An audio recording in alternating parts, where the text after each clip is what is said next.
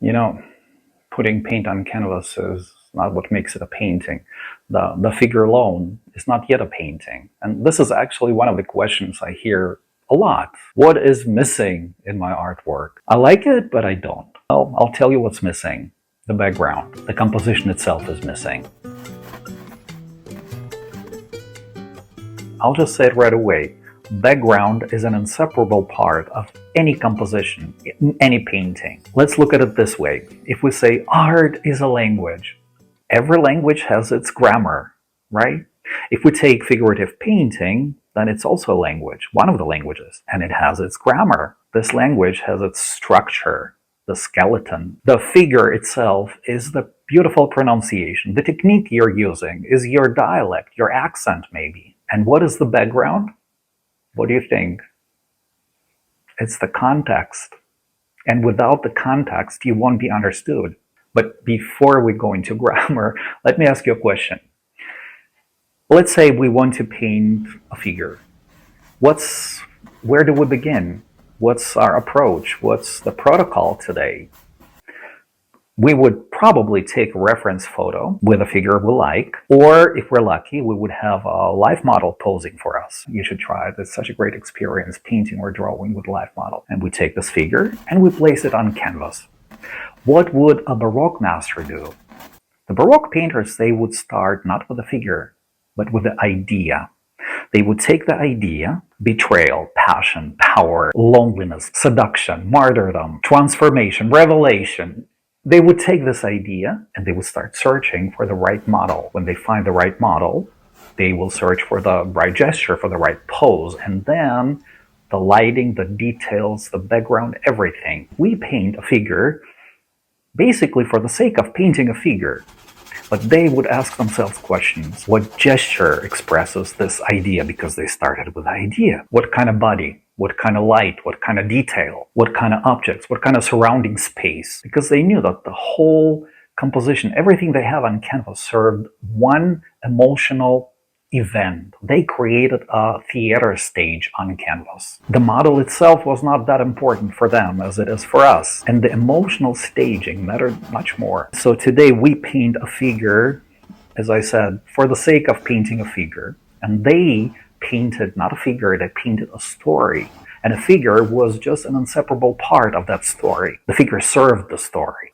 So compared to many contemporary artists, the Baroque thinking was more like from an idea to a compositionally rich painting. Our thinking today is from an interesting model, maybe to a painting of a single figure. Yeah, and they knew exactly, and they followed this rule constantly. They knew that painting a single figure on canvas, it will kill the painting with the brush. Yeah, and when I was working on this little painting with a figure, I realized that actually, I'm making the same mistake that many artists make. I place a figure in an empty space. I don't give it any context. That's why this figure, it might be beautiful, technically good, but it has no... It might even have a message, but this message will not be understood if I don't have anything around this figure. So, yeah, and I think most of us, I would call it a mistake that we're making. We would find a model or a reference photo. We fall in love with it, like the way they look. Yeah, let's be honest. We paint what we like. The reference photo or the model, we fall in love with them and we place them on canvas. And sometimes it might be enough for some artists. But most of the time, the figure feels, I don't know, isolated, detached, disconnected from everything. Yeah, and Baroque painters, they work differently. And I think if they would start with a model like Caravaggio would start dancing from the model, they would adjust everything around this model on canvas while they're working on it. That's exactly what Rembrandt or Rubens were doing. Their paintings do have those traces of development, of the search. Yeah, and as I said, in a Baroque painting, the background was rarely just background. Even if it was dark, like in Caravaggio's paintings, we still can see some rays of light or some drapery or some architectural structures, something that gives us the context. And these things in the background, they helped creating this atmosphere, I would say. They were too a part of a composition. Now, I will show you three skeletons, three structures of a composition. And I'm not going to overcomplicate it. First one is the triangle. It gives the composition stability. The next one is an X. It gives the composition movement, emotion. And the third one is an oval. It makes your eye go round, go round and round. It's the continuity.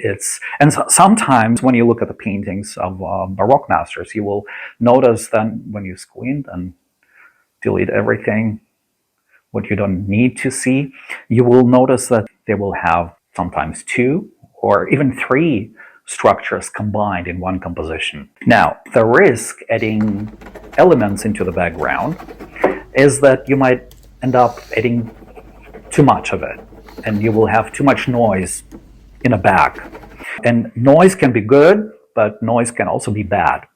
If there is too much of everything, it will distract those elements. They will distract the viewer from the figure itself, and it's not a context, it's chaos.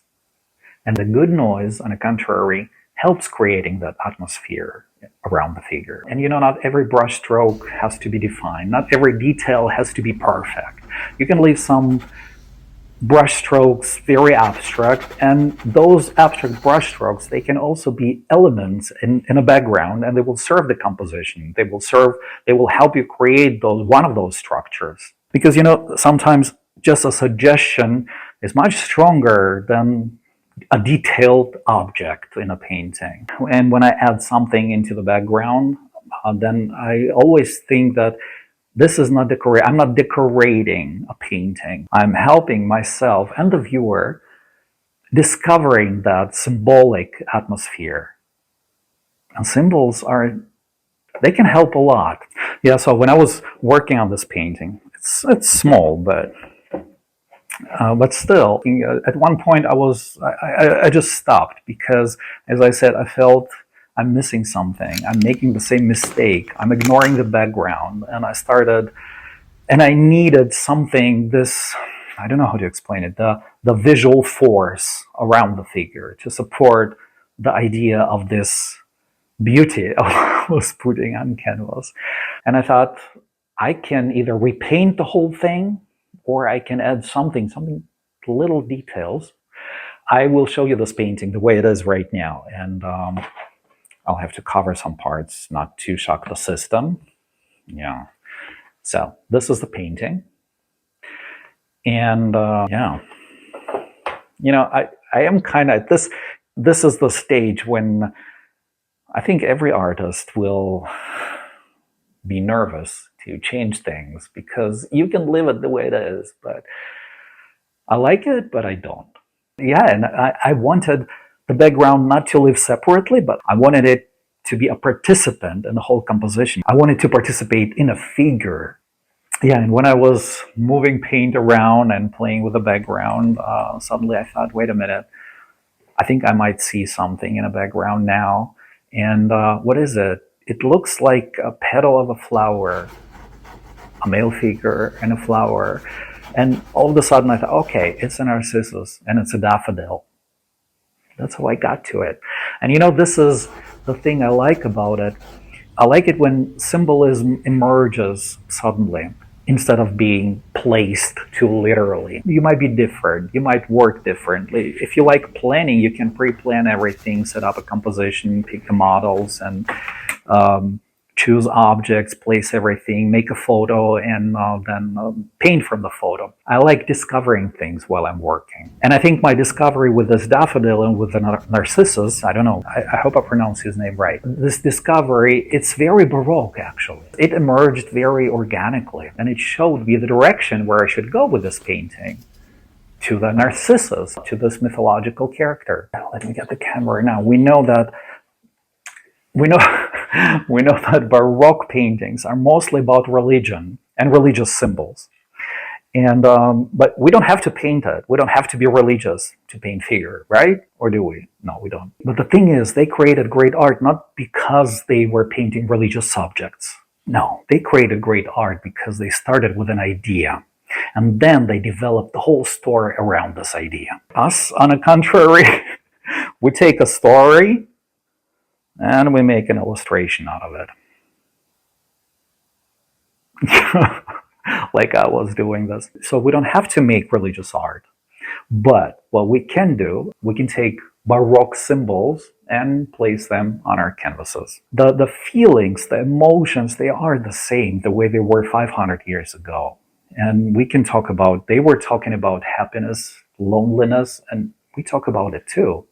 So, okay, if I started talking about happiness and loneliness, what are the symbols of happiness? They are flowers, daffodil, for example, warm light, grapes, or vine leaves. And for loneliness, I would take from Baroque artists probably a single candle or some architectural structure behind the figure, or maybe an empty drapery, withered flower. But there is one symbol that I would never take from Baroque. Most young artists and beginner artists take that symbol and they paint it and draw it. I don't know why. What's the secret of the symbol? It's the skull. You know what the skull stands for? Vanity, death, and despair.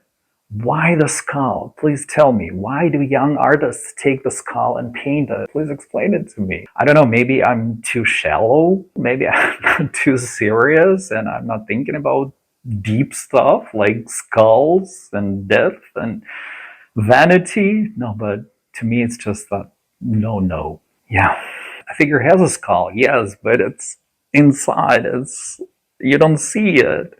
So anyway, I think many figure paintings, they fail not, or they're weak not because it lacks technique.